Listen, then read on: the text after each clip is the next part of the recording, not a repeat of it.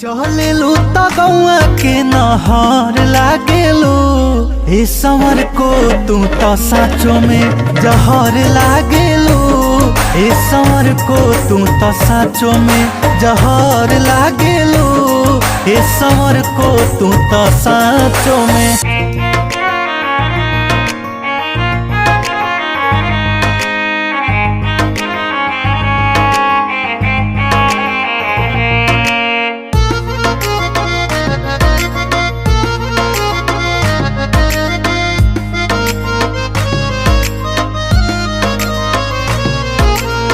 कोयल से ज्यादा मीठे लागे तोहर बोलिया।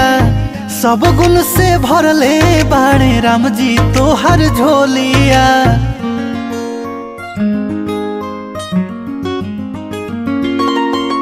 कोयल से ज्यादा मीठे